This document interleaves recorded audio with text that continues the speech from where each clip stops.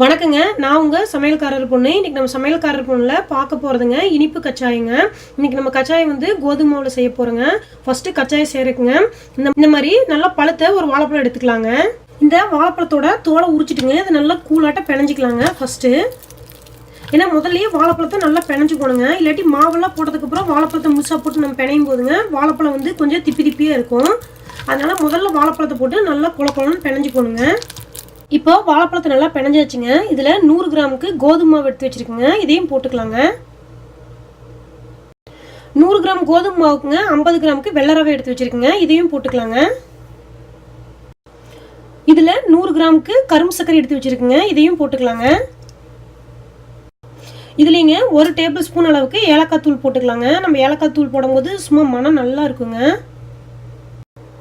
இதில் ஒரு 3 டேபிள் ஸ்பூனுக்கு தேங்காயை திருவி வச்சுருக்குறேங்க. இதையும் போட்டுக்கலாங்க. இது எல்லாத்தையும் ட்ரையாக மிக்ஸ் பண்ணிக்கலாங்க. இப்போ இதை கொஞ்சம் ட்ரையாக மிக்ஸ் பண்ணிட்டேங்க. இது மறுபடியும் இப்போ கொஞ்சம் தண்ணி ஊற்றிங்க கொஞ்சம் கெட்டியான பதத்தில் பிணைஞ்சி வச்சுக்கலாங்க. இப்போ இது நல்லா கலக்கியாச்சுங்க. இதோட பதம் பார்த்தீங்கன்னா நல்லா இட்லி மாவு பதத்தில் இருக்குங்க. இதை ஒரு 2 மணி நேரம் ஊற வச்சிடலாங்க. இது 2 மணி நேரம் ஊறும்போது அந்த ரவை வந்து இந்த தண்ணியெல்லாம் நல்லா உறிஞ்சிட்டு ரவை நல்லா புஷ்ஷுன்னு பஃபி ஆயிரும். அப்போ இந்த கச்சாய் மிக்சர் வந்து பார்த்தீங்கன்னா கொஞ்சம் கெட்டியாகும். நம்ம கரண்டியில் எடுத்து எண்ணெயில் போடுறதுக்கு கரெக்டாக இருக்குங்க. இது வந்து மேக்ஸிமம் 2 மணி நேரம் ஊறணுங்க. மினிமம் ஒரு 1/2 அன் ஹவர் ஊறணும். ஊற வைக்காமல் நீங்கள் உடனே போட்டிங்கன்னா கச்சாய் நல்லா சாஃப்டாக பஃபியாக பால் மாதிரி வராது. அதனால் ஒரு 2 மணி நேரம் ஊற வச்சிடலாங்க. அப்படி 2 மணி நேரம் ஊற வைக்கிறதுக்கு டைம் இல்லைன்னா ஒரு அரை மணி நேரம்னாச்சும் ஊற வச்சாகணுங்க. இப்போ நான் மூடி போட்டு வச்சு ஒரு 2 மணி நேரம் ஊற வைக்க போகிறேங்க. 2 மணி நேரம் கழிச்சு நம்ம எண்ணெயில் கச்சாயத்தை பொரிச்சு எடுத்துடலாங்க. இப்போ இந்த கச்சாய மாவுங்க 2 மணி நேரம் ஊறிடுச்சுங்க. எப்படி இருக்குன்னு பார்க்கலாங்க. இப்போ லைட்டாக கரண்டி விட்டு கலரலாம். நான் ஊற வைக்கும்போது கொஞ்சம் தண்ணி மாதிரி இருந்துச்சுங்க. இப்போ பார்த்தீங்கன்னா நல்லா கெட்டி ஆயிடுச்சு. இது நம்ம எண்ணெயில் போடும்போது உங்களுக்கு அழகாக பால் மாதிரி வரும். எண்ணெயும் அந்த அளவுக்கு கச்சாயம் குடிக்காதுங்க. நம்ம போட்ட ரவையெல்லாம் பார்த்தீங்கன்னா நல்லா ஊறி பெருசு பெருசாக ஆயிருக்குது பாருங்க. இப்படி இருக்கும்போது நம்மளுக்கு டேஸ்ட் நல்லா இருக்கும். இப்போ அடுப்பில் எண்ணெய் ஊற்றி வச்சுங்க. எண்ணெய் நல்லா சூடாக இருக்குங்க. இதில் கச்சாயத்தை ஒன்றா போட்டு எடுத்துடலாங்க. கொஞ்சம் சின்ன சின்னதாக ஊற்றிக்கலாங்க.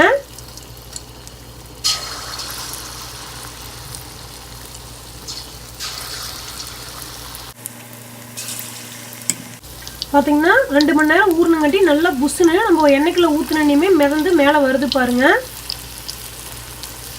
நீங்கள் 2 மணி நேரம் ஊற வைக்கிறதுக்கு டைம் இல்லை. உடனே சுடணும்னா கொஞ்சோண்டு சோடா ஃபுல்லாக போட்டுக்கலாங்க. இல்லாட்டி பேக்கிங் சோடா கூட கொஞ்சம் உள்ளே போட்டுக்கோங்க.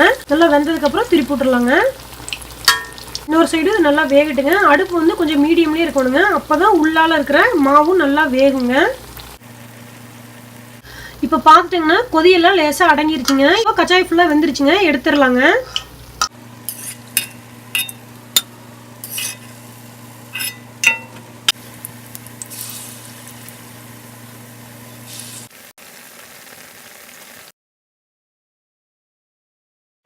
இவ்வளோதாங்க சூப்பரான கோதுமை மாவு கச்சாயம் ரெடி பண்ணியாச்சுங்க. இது ரொம்ப டேஸ்ட்டாக இருக்குங்க.